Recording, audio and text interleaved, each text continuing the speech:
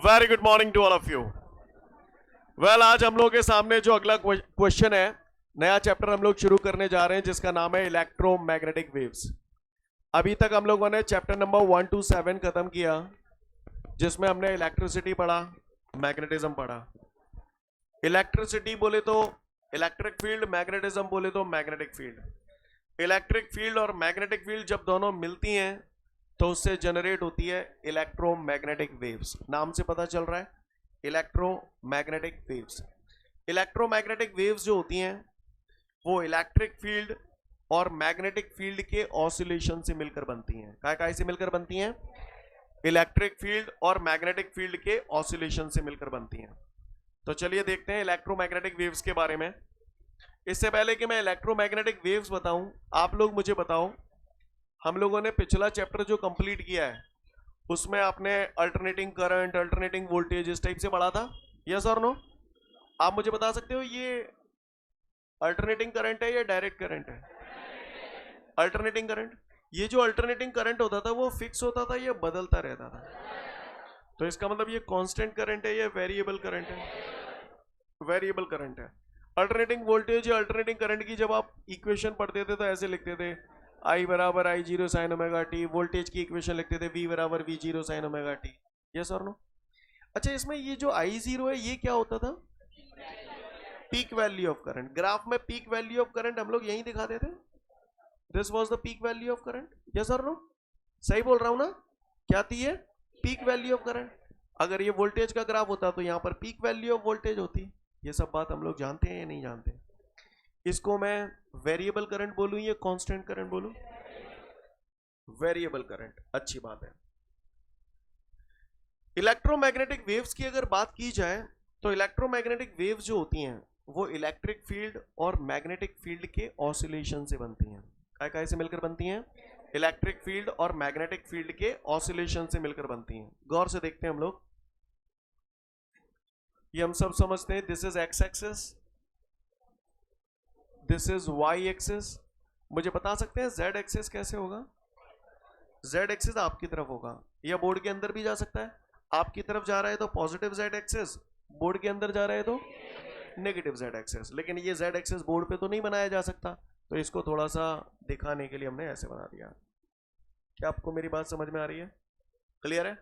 अच्छा, इससे पहले कि मैं इलेक्ट्रोमैग्नेटिक वेव्स आपको समझाऊं, आप लोग मुझे कुछ बताओ।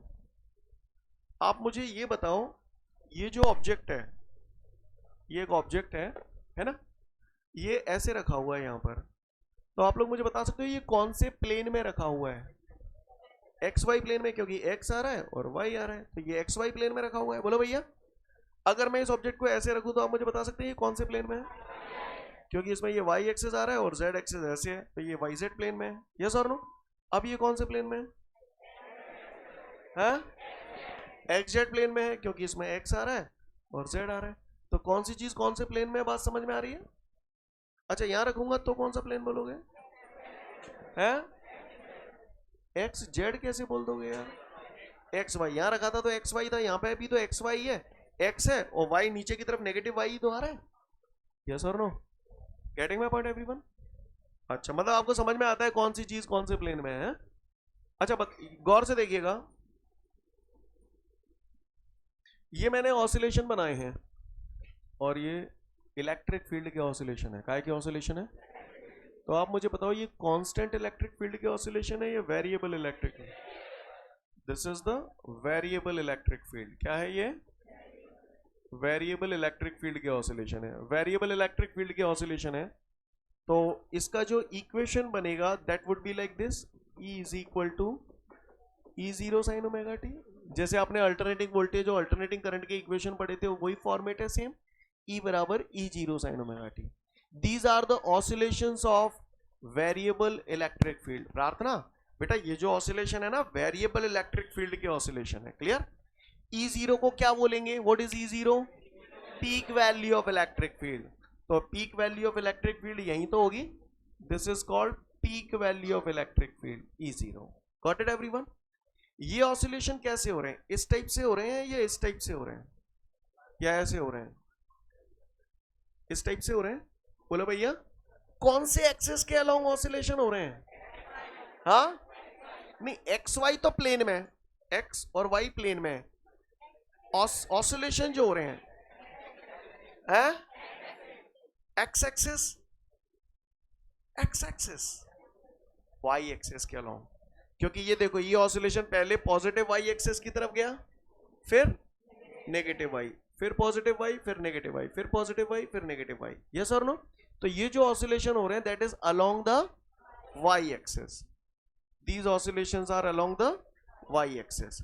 अच्छा, ये जो इलेक्ट्रिक फील्ड के ऑसिलेशन है ये किस डायरेक्शन में जा रहे हैं, किस तरफ जा रहे हैं?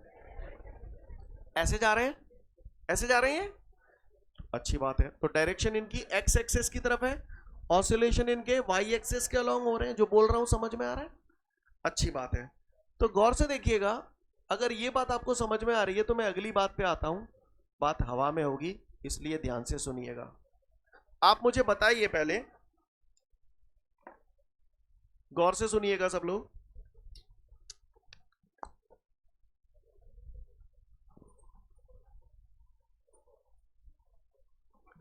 ये देख रहे हो मेरे हाथ पे एक ऑसिलेशन दिखाई दे रहा है, ये वाला ऑसिलेशन मैंने बनाया है, ये कौन से प्लेन में है? एक्स वाई प्लेन में है, ठीक है। अब मैं दूसरा ऑसिलेशन बना रहा हूं, गौर से देखिएगा,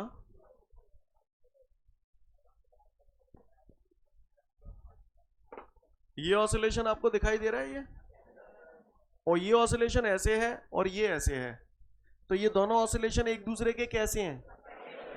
परपेंडिकुलर हैं, यस और नो। ये ऑसिलेशन मैं बना रहा हूं, अच्छा इशारे से बता रहा हूं, पहले समझिएगा।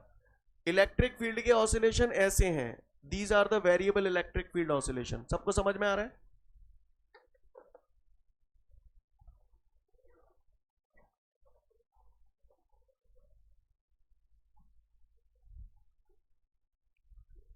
लिसन एवरीवन, ये ऑसिलेशन दिखाई दे रहे हैं, ये जो गत्ता है उसके ऊपर मैंने बनाए हैं, ये इस टाइप के ऑसिलेशन है, वेरिएबल इलेक्ट्रिक फील्ड ऑसिलेशन, समझ गए? अब मैं इसमें दूसरे ऑसिलेशन आपको दिखा रहा हूं, वो वेरिएबल मैग्नेटिक फील्ड के ऑसिलेशन है, वो ऐसे हैं।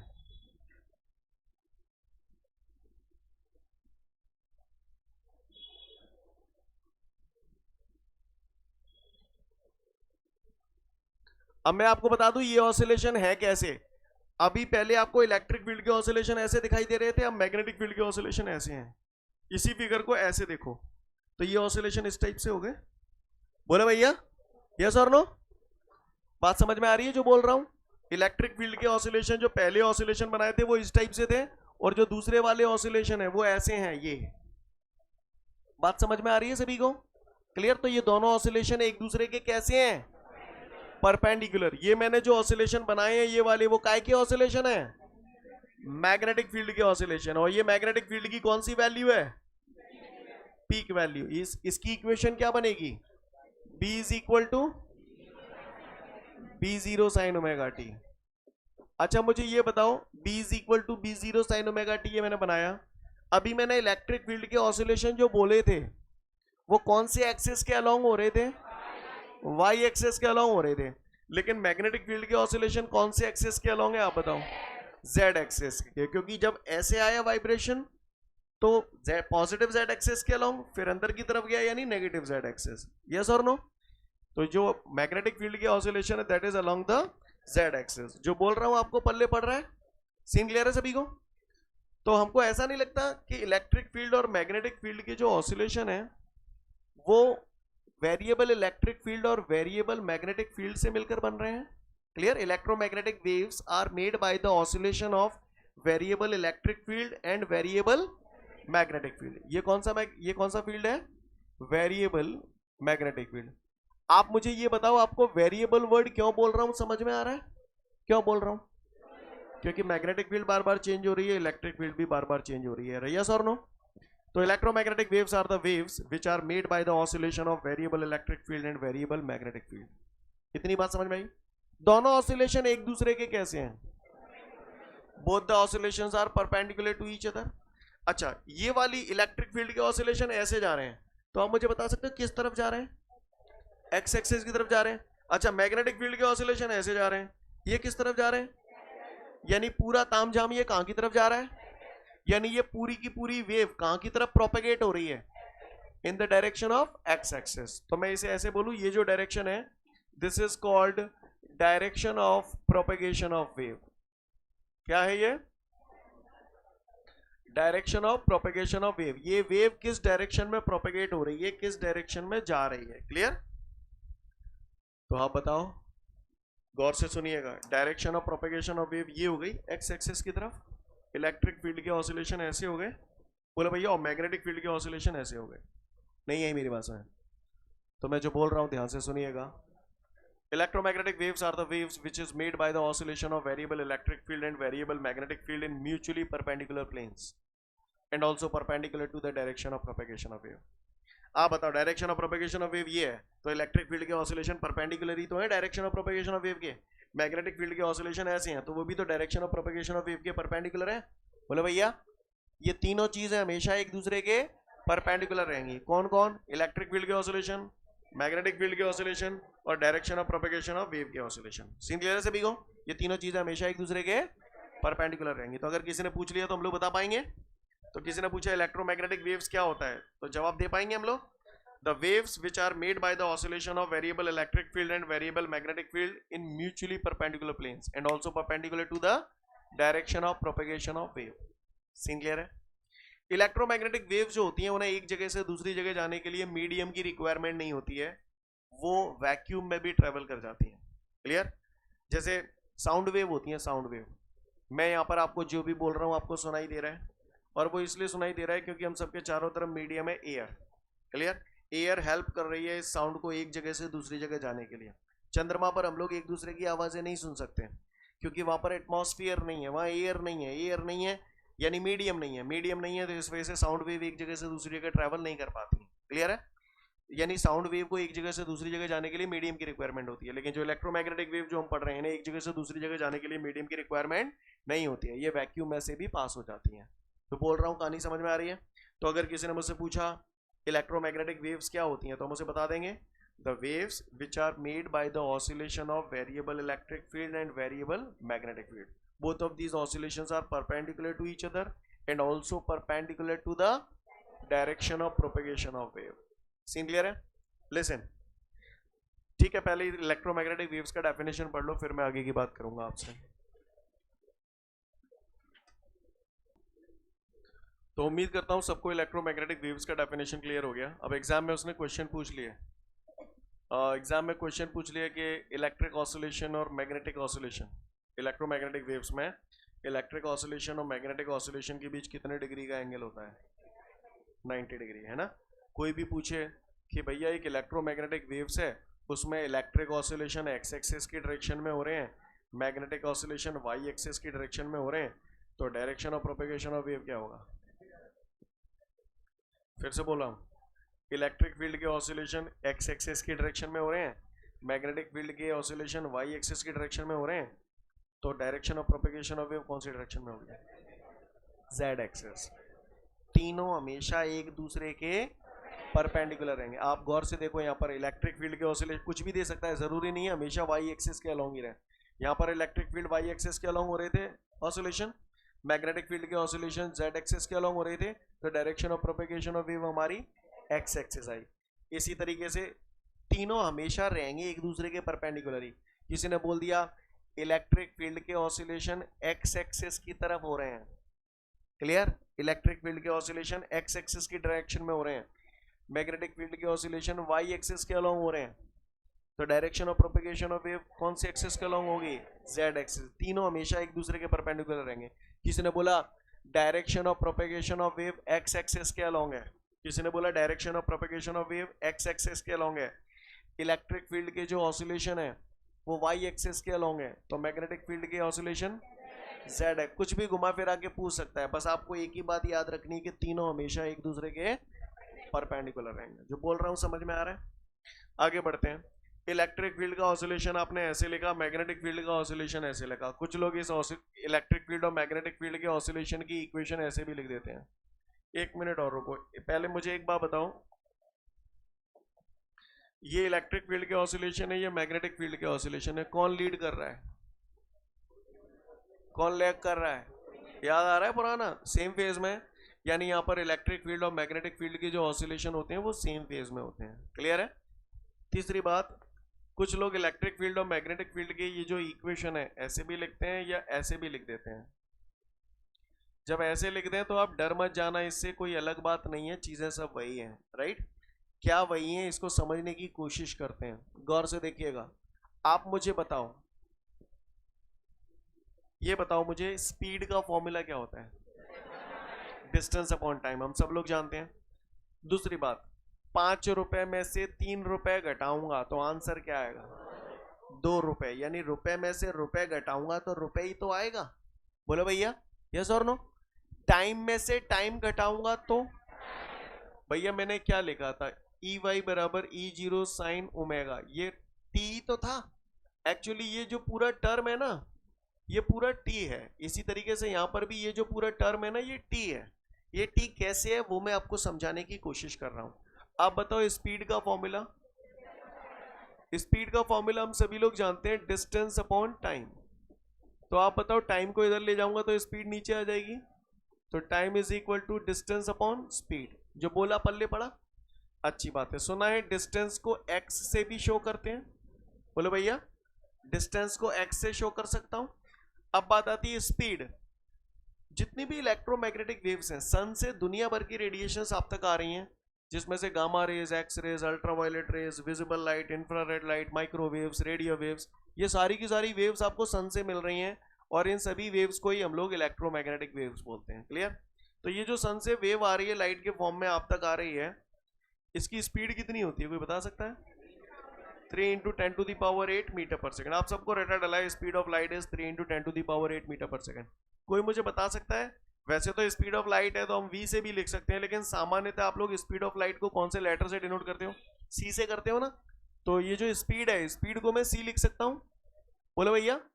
तो आप बताओ, डिस्टेंस अपॉन स्पीड ये क्या है? टाइम ही तो होता है, मैंने कुछ अलग थोड़ी लिखा है।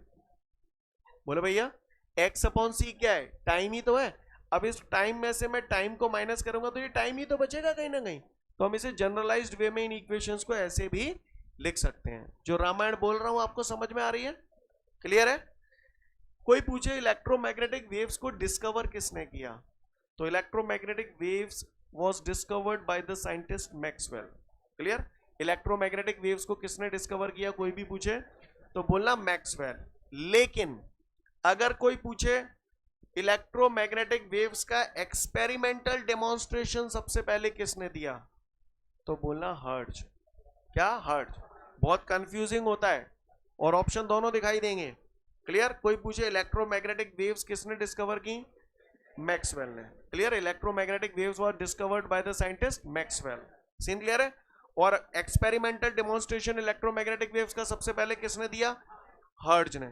हर्ट्ज जी वो साइंटिस्ट थे जिन्होंने एक्सपेरिमेंटली इस बात को प्रूव करके बताया कि इलेक्ट्रोमैग्नेटिक वेव्स होती हैं। बात समझ में आ रही है? सीन क्लियर है? क्लियर? किसी को कोई दिक्कत? बढ़ूं आगे? यहां पर ये इक्वेशंस मैंने किस आधार पर लिखी है, बात समझ में आ रही है सभी को? यहां पर इलेक्ट्रिक फील्ड के ऑसिलेशन वाई एक्सिस के अलोंग हो रहे हैं, मैग्नेटिक फील्ड के ऑसिलेशन जेड एक्सिस के अलोंग हो रहे हैं। किसी भी मोमेंट पे अगर इलेक्ट्रिक फील्ड और मैग्नेटिक फील्ड का रेशो निकालते हैं तो ये जो रेशो होता है that is equal to the speed of the electromagnetic waves. आप इसे ऐसे भी लिख सकते हैं या आप इसे ऐसे भी लिख सकते हैं, ये सब एक ही बात है। क्लियर? किसी भी मोमेंट पे अगर आप इलेक्ट्रिक फील्ड और मैग्नेटिक फील्ड का रेशो निकालेंगे तो ये बराबर होता है स्पीड ऑफ इलेक्ट्रोमैग्नेटिक वेव्स के बराबर। पढ़ लो नोट, समझ जाओगे आप लोग। इसके बाद हमारे सामने अगला क्वेश्चन है, define how electromagnetic waves are generated. 1 number के लिए बहुत शानदार क्वेश्चन है। इलेक्ट्रोमैग्नेटिक वेव्स जो जनरेट होती हैं bye the oscillating electric charge. Clear?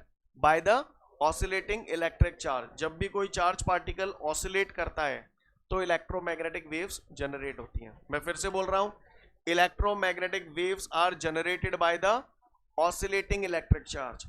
या फिर इसे ऐसे भी बोल सकते हैं, electromagnetic waves are generated by the accelerating electric charge. Clear? Oscillating या एसेलरेटिंग दोनों ही लिख लेना। क्लियर?